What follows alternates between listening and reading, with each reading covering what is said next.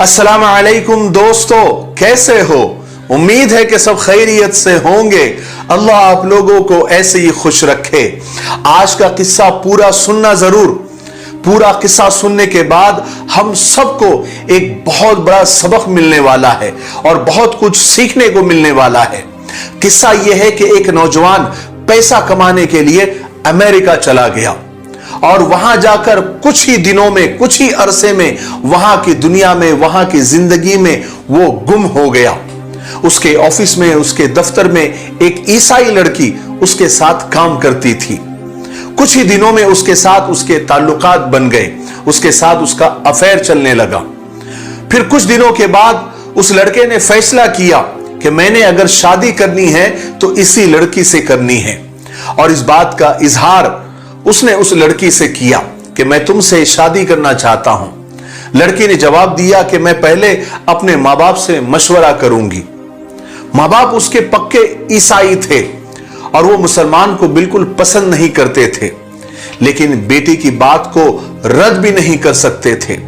तब उन्होंने एक रास्ता निकाला।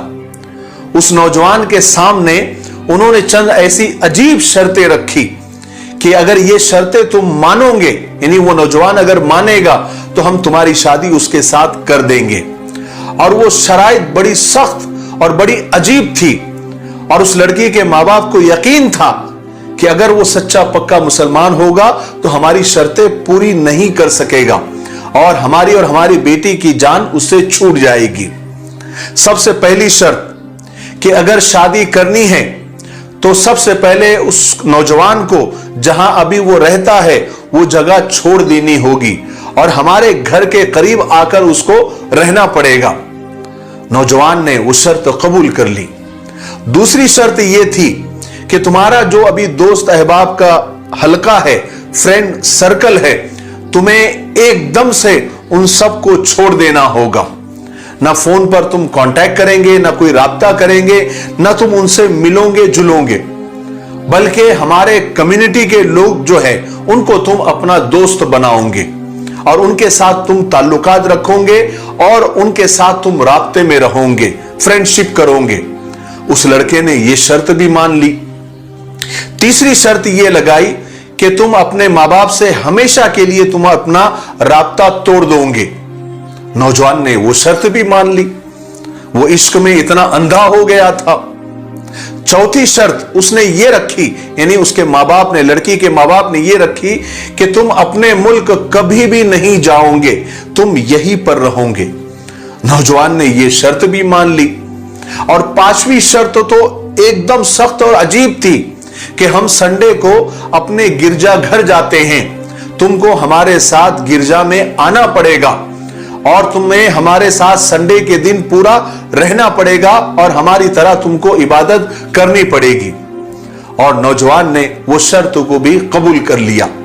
वो लड़का उस लड़की की मोहब्बत में ऐसा अंधा हुआ कि उसने सब कुछ छोड़ दिया और सबको छोड़ दिया। इसीलिए किसी ने क्या खूब कहा है कि सब्र इतना रखो कि इश्क बेहद न बने, खुदा महबूब बने, महबूब खुदा न बने। लेकिन यहां तो उल्टा था। यहां तो उस नौजवान ने अपने महबूब को ही खुदा बना दिया था। चुनांचे जहां पर वो रहता था, अचानक पता चला कि वो नौजवान वहां से गायब हो गया। दफ्तर वालों ने बहुत ढूंढा, दोस्तों ने भी तलाश किया, लेकिन उस नौजवान का कहीं पता नहीं चला। 1 महीना, 2 महीना, 3 महीना, 4 महीने तक लोगों ने उसको तलाश किया। अब वो मुल्क भी इतना बड़ा है कि कोई अगर गुम होना चाहे तो आराम से गुम हो सकता है। लोग 1 साल तक तकरीबन उसको याद करते रहे, उसको तलाश करते रहे। बहरहाल लोगों की मेमोरी से अब उस नौजवान की बातें और यादें अब निकलने लग गई थी।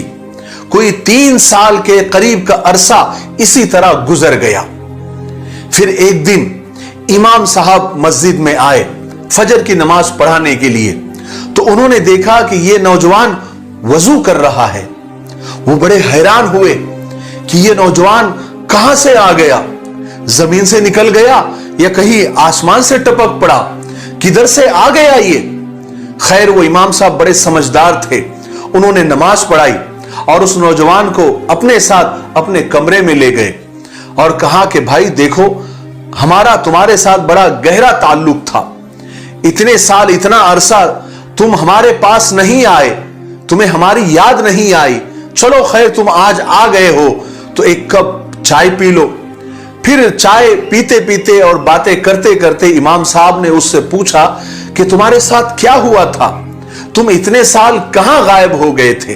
तो उस नौजवान ने पूरा किस्सा सुनाया, कहने लगा कि मुझे एक लड़की से मोहब्बत हो गई थी और उससे शादी करने के लिए मैंने सबको और सब कुछ छोड़ दिया, यहां तक कि मेरे माँ बाप, मेरा प्यारा मुल्क, मेरे प्यारे दोस्त, यहां तक कि मैंने आपको तक सबको छोड़ दिया और उसके साथ मेरी शादी हो गई और हमारी जिंदगी गुजरने लगी थी।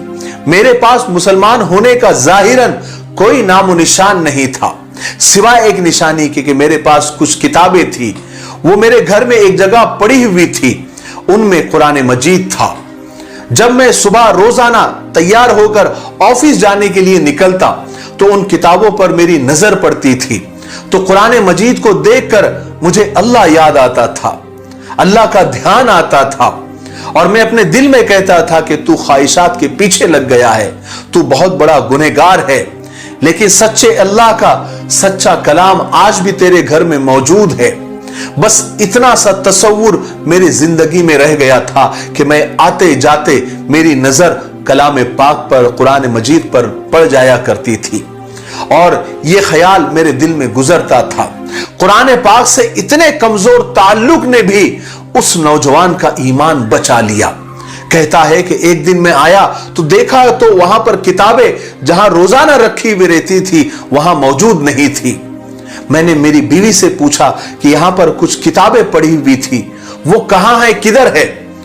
तो मेरी बीवी ने जवाब दिया कि मैंने आज घर की सफाई की और जिस किताब को ना तुम पढ़ते हो ना मैं पढ़ती हूं, तो मैंने उसे उठाकर डस्टबिन में डाल दिया, यानी कूड़े करकट में फेंक दिया है। वो नौजवान कहता है कि जैसे ही मैंने सुना मैं उसी वक्त उठा और उस डस्टबिन की तरफ गया, उस कूड़े करकट की तरफ गया जहां पर मेरी बीवी ने कुरान पाक को नाउज़ुबिल्लाह फेंका था। बाहर जाकर मैंने कुरान मजीद को ढूंढा तो वो मुझे मिल गया। मैंने उसे चूमा, आंखों से लगाया, सीने से लगाया और जारो कतार रोने लग गया। मेरी बीवी खिड़की से ये सब कुछ देख रही थी कि मैं क्या कर रहा हूं। जब मैं घर में वापस आया तो वो कहने लगी कि ये क्या पागलों वाली हरकत तुम कर रहे थे।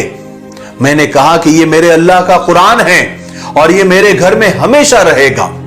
उसने कहा कि अच्छा, तुम्हारे अंदर अभी भी वो जरासीम मौजूद है? उस लड़की ने फौरन अपना सामान, अपना ब्रीफकेस उठाया और कहने लगी कि मुझे तुम्हारे साथ नहीं रहना है, मैं अपने माँ बाप के घर जा रही हूं। मैंने भी फौरन जूता पहना और मस्जिद में अपने रब को मनाने के लिए आ गया।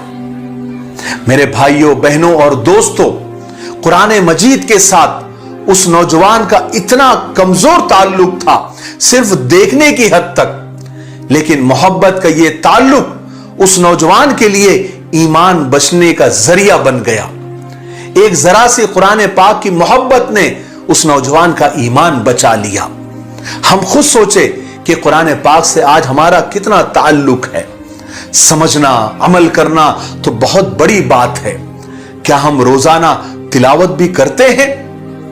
हां, हम कुरान पाक का अदब बहुत करते हैं और अदब के चक्कर में कुरान मजीद को हमने इतना ऊपर रख दिया है कि अब हमारा वहां तक हाथ नहीं पहुंचता। आखिरी बात सुन ले, होगी जमाने भर की डिग्रियां तुम्हारे पास, होगी जमाने भर की डिग्रियां तुम्हारे पास, घर में रखा कुरान अगर पढ़ ना पाओ तो अनपढ़ हो तुम।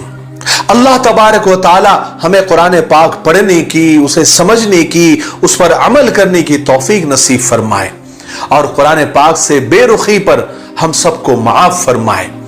मेरे लिए, पूरी उम्मत के लिए और पूरी इंसानियत के लिए खैर और भलाई की दुआ करते रहे। अस्सलामु अलैकुम व रहमतुल्लाहि व बरकातहू।